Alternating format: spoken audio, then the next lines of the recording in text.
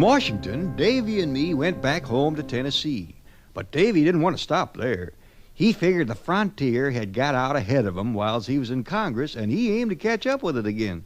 When he come home, his politicking done. The Western March had just begun, so he packed his gear and his trusty gun and lit out a grinning to follow the sun. Davy Crockett, heading out west again.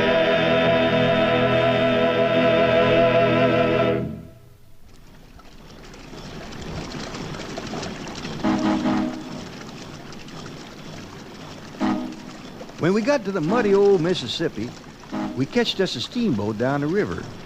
There was a lot of talk on board about a place called Texas. Seemed as though some settlers was there standing up to a general named Santa Anna, who had brought a whole army in to drive him out and take over the country. Well, you know Davy. Him and me and a gambling man named Thimblerig that had joined us bought some horses and headed out for where the trouble was.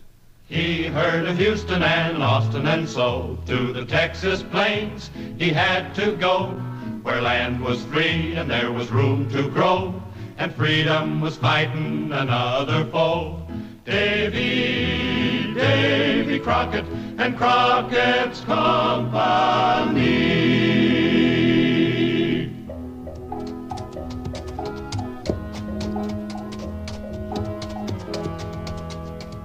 This here Texas seemed near as far away as the moon. We rode for weeks without getting much of any place or even knowing for sure where we was. Then one day, Thimblerig's sharp gambler's eyes spotted a man on a burro coming our way. Whoa. Howdy, mister. Buenos dias, senors. You're supposed to be a settlement of Texans down this way. Know where at it is? You mean San Antonio de Bexar? That's her, San Antone. You must not go there, senors. General Santa Anna has already captured the town. Well, what about the Texans? Has he captured them too? Not yet, senor. A few of them are surrounded in the Alamo, an old mission across the river. Well, Colonel Crockett, it would appear we're too late. Perhaps we'd better turn back, as this sensible fellow suggests. Well, it appears we're just in time, Thimblerig. Those Texans need our help. Come on. But, senors, General Santa Anna has many patrols all over. You will not get through. We'll sure try.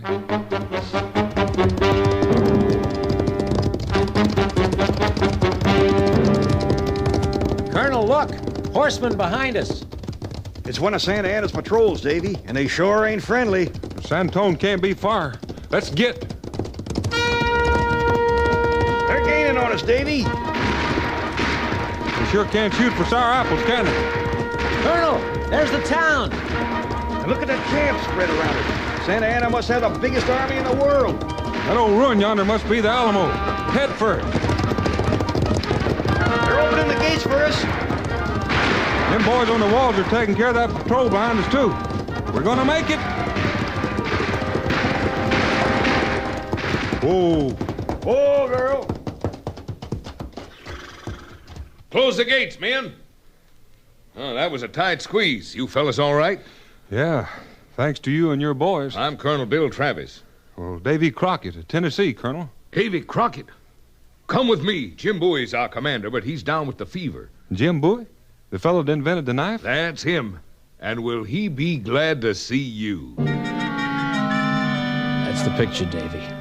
We're hopelessly surrounded. Less than 200 of us here in the Alamo against an army of nearly 5,000 men outside. It's tolerable heavy odds, all right, Colonel Bowie.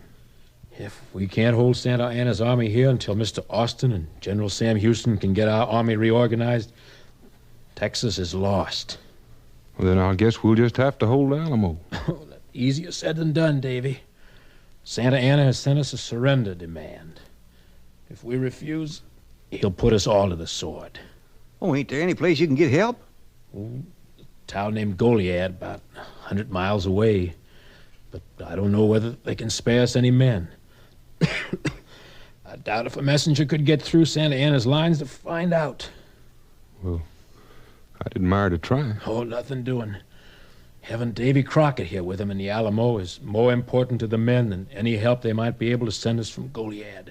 Well, how about letting me go then? I know most of Davy's tricks by now, and I'll get through for you, Colonel. It's mighty risky, Georgie. Me and you has been getting in and out of bear traps all our lives. This ain't no shucks. All right, you're willing to try. Colonel Travis, have my personal horse saddled for Russell. It's the best mount we have. Yes, sir, at once. All ready, Russell? Any time, Colonel Travis. Open the gates. Quietly, men. Good luck, Georgie. Now, don't shoot up Santa Anna's whole army while I'm gone, Davy. I want a few targets left when I get back. All right, close the gates. So far, so good, Davy. Yeah. Didn't you say Santa Anna was waiting for an answer to that surrender message? Why, yeah. Is that cannon there loaded? To the teeth, Davy. Oh, let's give the general his answer, so he'll have something to think about besides Russell in case he's sighted. I'll touch off that answer myself. Moriarty, give me that torch. Stand clear, men. Fire in the hole.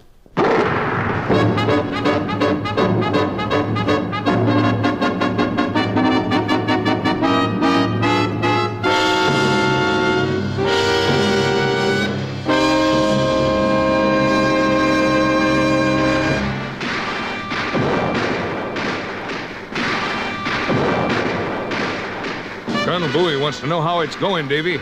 We're holding our own. They've shelled us right around the clock for 4 days and ain't hit a man of us yet. I know, it's incredible. I wonder how much longer our luck will hold out. Luck? Well, this ain't luck, Travis. It's a hand of Providence. You really believe that, don't you, Davy? I sure do. I swear, Colonel Crockett, the sudden quiet is worse than the bombardment. Why do you suppose they stopped shelling us? Well, I ain't General Santa Anna, Thimblerig. But it could be that since his cannon couldn't knock our walls down, that he's getting his men massed to rush 'em and clam 'em. We can't hold this miserable excuse for a fort under a hand-to-hand attack like that. Well, a man don't know what he can do till he tries it, Thimblerig. Duck, Thimblerig! Davy, they've moved a field piece up at an angle our cannon can't cover. Yonder, over there. It's real obliging of them to move that close, Colonel Travis. Reckon they ain't learned just how far a Tennessee rifle gun can reach. Let's teach 'em a lesson. Tarnation. Missed. I might too much winded, I reckon. Thimblerig, hand me old Betsy there. Here, Colonel. She'll do the job. You got the gunner. I never saw such a shot. Here, try my rifle. I'd admire to. The officer that time. And look at the rest of them run. They're abandoning their cannon. As friend Russell would say, that's the kind of shooting makes the old possum squeal. Speaking of Russell, Davy, it's time he was back from Goliad. Well, not till night. He's too smart to try sneaking through Santa Anna's lines in broad daylight. If he don't make it tonight, and if he don't bring help, it'll be too late. Well, I don't know about the help, Colonel, but he'll make it back. Russell never left a job unfinished in his life. Just look at the fires in that camp out there, Colonel Crockett. More of them every night. We can't hold an army like that off forever. Well, it wouldn't surprise me none if we've already held this one off long enough for the rest of Texas to get its feet under it like we wanted, Thimblerig. Well, if we've done what we set out to do, why don't we surrender and put an end to this misery? Well, I ain't much authority on surrendering. And maybe you're forgetting Santa Anna's promise to put us all to the sword when he takes the Alamo? Yeah, that does put a different complexion on it. Man coming! Open the gate! Cover him, men! Come on, Thimblerig, quick! It's Russell!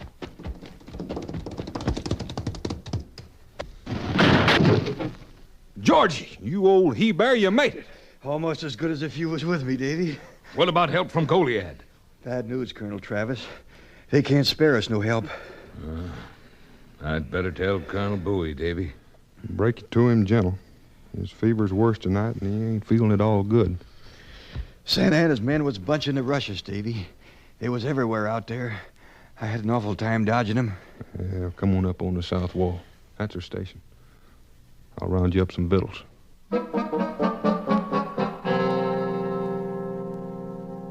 Men, I've called you together to face the facts as Colonel Bowie and Colonel Crockett and I see them. Russell brings us word there'll be no help from Goliad. Santa Anna is massing his troops for an assault.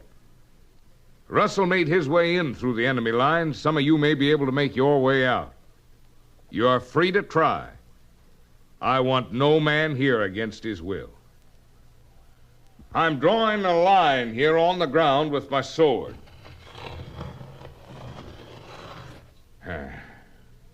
Those who will stay, cross over to me. Well, naturally, every man in the Alamo stepped across that line. So the colonel sent us back to our stations to get what sleep we could. That you, Davy? Yeah. Thought you were asleep. You mean, are you? No. Since when did I ever do anything you didn't? Outposts all right? Nothing stirring. But it's getting on toward dawn. When they come this time, they'll have everything, including scaling ladders. As long as we can keep the ladders off the wall, we'll be all right. I was just passing the word. Waiting's the worst part of anything, ain't it? If you just sit and wait. Give us a little tune, Georgie. How about you? That song you made up when we left Tennessee. You remember that? How could I forget it? It's the only one you ever writ. Well, we'll try her. Farewell to the mountain whose mazes to me more beautiful far than Eden could be. The home I relieve from the savage and wild. The home I have loved as a father his child. The wife of my bosom, farewell to ye all.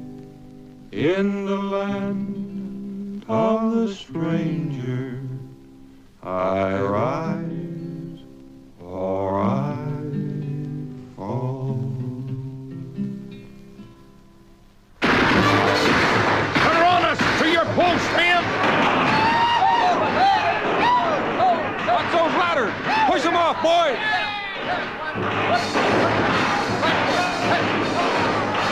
Oh, Georgie, you're hit! Give him one fur, Davy! This is it, Crockett! They've breached the north wall! We gotta go on! Come on, you cussed varmints, one at a time, so me and old Betsy can handle you.